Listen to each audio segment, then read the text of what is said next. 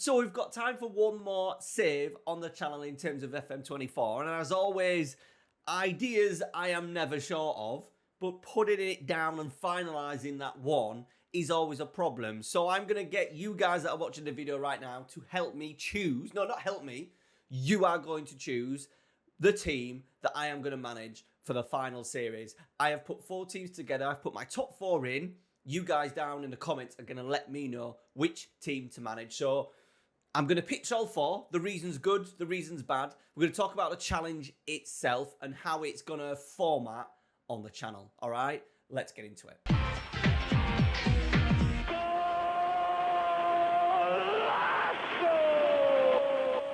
Okay, so basically the plan is to run this till FM25, the official game drops. We may even do it during the beta if the save needs to be finished, or it looks like it's going to be finished. The save is going to be a mixture of mainly live stream, so I'm aiming to stream maybe at 1 in the midweek and at weekends at 9 PM right here on the old YouTubes. All right, so that's the first thing. With end of season review videos that I did towards the end of the Bordeaux save, and an occasional kind of tutorial content because of the base of the game itself and the idea of the game that we're going to be doing the series. It makes sense to try and do some kind of catch-ups and some, how-tos at the same time. So it's going to be a mixture of all 3. Okay, and as you can tell by the thumbnail, it is the Youth Academy Challenge. I have followed a couple of series over the last few years, and yes, we may not get to the glory heights with these clubs of winning the Champions League, but we've got end goals with each club, I think, that are definitely reachable over this next 3 months or so. I think we could do it. We'll take them as far as we can. All right, so the Youth Academy Challenge is basically signing 0 players. You do not sign players in, you do not renew loans. You can offer contracts to players that are currently at the club, but it's going to be heavily based on training, player pathway. I think I've done a pretty damn good video all about player pathway and getting your 16-year-old all the way through to the first team. That is going to be absolutely key. I'll leave a link down in the description to that video if you want to follow that and show you my thoughts behind it. I'm also going to be using my 3 tactics, regardless of the club that we're at, my 3 tactics from my tactical philosophy video that's done quite well recently. We're going to be using that as well and trying to build a club using only homegrown players. Now, there's a couple of caveats that I will put with a couple of clubs, and I will let you know when we're going through the clubs one by one.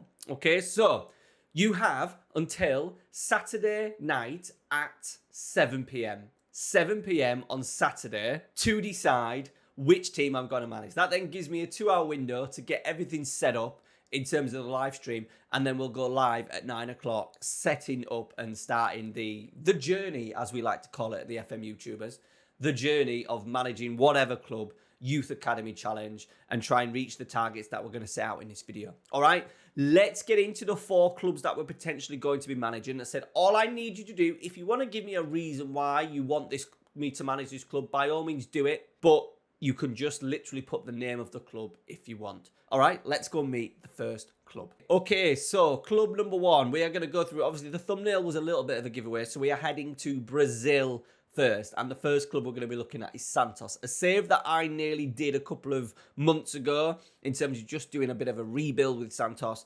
Absolutely huge club, 3-time Copa Libertadores champions, 3-time Serie A champions. They've won the lot, however they were relegated in 2023, so we'll start the database in 2024, and they are in the B division. Now this has, I think, is probably the easiest challenge of the 4.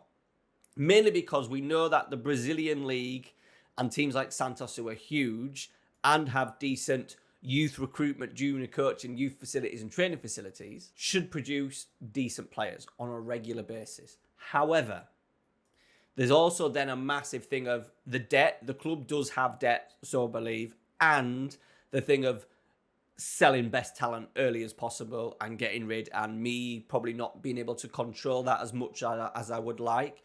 So I think the idea would be with Santos would be to obviously get those players in, especially in Serie B. We might have a season at really promoting a couple of players to really help out. There's also so many games when you get into the top division, because you've got your state championships, you've got your league, your cup, and then your continental competitions. I think with Flamenco one year, I played 93 games during the season. So potential there to really rotate and bed players in. And then with the absolute goal of winning not just the top tier division Serie A, but also the Copa Libertadores. It needs to be that, only using the Youth Academy Challenge rules. Will we have all the Youth Academy players in the squad at that point? I don't know. I don't know how long it'll take, but I'm pretty confident that I can get this one done. So that is the first one, Santos, and I'm just going to add in a little caveat. Now, we did say that we weren't allowed to sign any players. However, for each save, there is going to be one player that we can bring home. A player that has been through the youth system, and we'll nominate it now, so then we get it out of the way, or before the save, because I haven't really thought of a couple of others, but Santos is obvious. If we get the opportunity to sign Neymar, we bring Neymar home. That's it. No one else, just Neymar. Obviously started his career at Santos, has moved on. I think he is actually, if he doesn't go to the MLS, which I'm hoping he doesn't, I would love to see him back at Santos. Now, that's the only one, okay? So, Neymar back at Santos with me as manager, and then us just relying on youth development. That is club one. Club number two is Parma. Now, I did a little bit of a video with them earlier in the week using the 3-5-2 from the famous era of the 1990s when they were pretty damn good. 2 UEFA Cups or Europa Leagues, Cup Winners' Cup, Super Cup. They won the Coppa Italia. They've never won the Serie A. They've been up and down in the last few years. The amount of also, I'll put the owners on screen now, the amount of owners they've had since, I think it was Tanzi, got put in prison for fraud. The club has been passed around. Money is not great. So my goal from this would be to win the Serie A. Never won it before. Can we do it? Not signing a player. I don't know of any famous players off the top of my head right now that we could sign as what we would call the Neymar rule. All right? So any suggestions, if you Parma fans want to put someone in the database now that has moved on but is trained as a youth team player at Parma, that would be our option. Potentially the second easiest challenge. We're in Serie A, so it's going to be tough to start with. Also, our hot prospect isn't great. However, based on the facilities, we're not bad. Youth recruitment is one that we can get going pretty quickly in terms of spending the money that we get from the scouting budgets, etc. We can all fly it and pile it into the youth recruitment and the junior coaching, the youth facilities, and get them up exceptionally quickly. That would be the plan. That would be the plan with Parma. The third club on the list is Reading.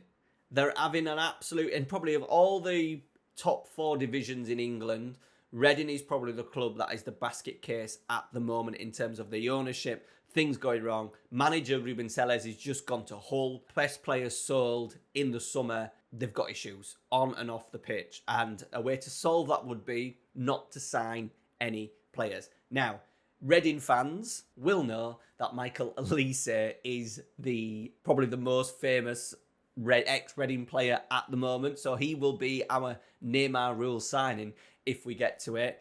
That at the moment looks debatable with him being in his prime and him worth that. So what would be the goal of this one? For me, it would be to get Reading back into the Premier League and survival in the Premier League. We can normally get up during the first season with the players we've got. The jump then from I always think the jump from League One to the Championship can be quite big at times, so that's going to be a struggle. Facilities-wise, we ain't bad. For a third-tier English club, we are not bad. They're better than Parma, who are in Serie A. The only reason why I think it's going to be difficult is because of the competition and the strength and the size of the other clubs in the Championship and in the Premier League. Competing in there, just relying on youth, is going to be tricky. I think we will have an initial surge where we've still got a couple of these players coming through. The hot prospect is Konya Boyce Clark, who is 21 years old and absolutely shit.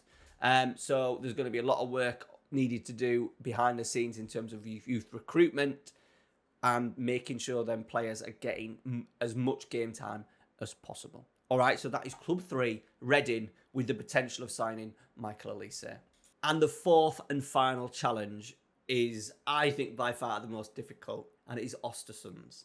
Now, I am familiar with Östersunds, and you guys might be, because this is where Graham Potter kind of started on his journey, getting them through the divisions, into the top division, beating Galatasaray in Europe, having a good result against Arsenal in the Europa. I can't remember if it was a defeat or a draw at the Emirates, but anyway, since he left, the club has then gone on a steady decline. I think the owner as well had a few money issues in terms of being a little bit of a naughty boy. And they've also been relegated. So we start in the Superettan, which is the second tier of Swedish football. Now, I was familiar with Östersunds, not so much because of Graham Potter, but because of this guy here, Jamie Hopcutt. He's got a wonderful goal on their route, beating Galatasaray. And as you could see, he started his career at York City. So when I was working at York City in the foundation department, he was one of the youth team players. We used the youth team players a lot. They used to come into the office, hang out, and he was one of the nice lads that used to come in, do a little bit of work for us at times as well. And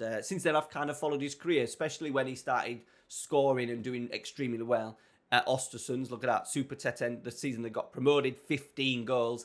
He's then been around a bit, a couple of injuries, and he's ended up back at Östersund. So it'd be really cool to have him involved. I'm not sure anyone else who we can call up that's come through the youth system. If there's any Östersunds fans watching, for the Neymar rule, we can sign one person back that's been through the youth system. Let me know. I think it's going to be extremely difficult. So there's no money. Our youth host prospect is a Ivorian who's not bad, to be fair, for this standard. But I think in terms of winning the Allsvenskan, the top tier of Swedish football, that may be a tough task. In particular as well, when we look at the facilities. We are full-time, but there's not much money, as you can see. We're already in debt. Training facilities 5, youth facilities 4, junior coaching 3, and youth recruitment 3. For a team that was only in Europe a few years ago, I'm surprised they're that low. The stadium's nice, 3G. It's been built not so long ago. Yeah, I love the badge. I love the badge. That's another positive. I love the badge. So that's it. Those are the 4 clubs. Which one would you like to see? Would you like me to take Santos all the way to the Copa de Libertadores, hopefully signing Neymar along the way? Challenge number 2 would be going to Parma. Can we win them their first Serie A? Challenge number 3, Reading. Can we take them back to the Premier League? Can we get Michael Elise back at some point? And challenge number 4, Östersunds Fotbollsklubb. 12th in the second division with those facilities. Everything will get built up in this series. The training, the staff, the coaching, everything to try and make the youth team basically as good as it can and produce the best players possible. You've got till Saturday at 7 p.m. to let me know. So you've got just over 48 hours. The first stream will be on Saturday night at 9 p.m. So get voting down in the comments.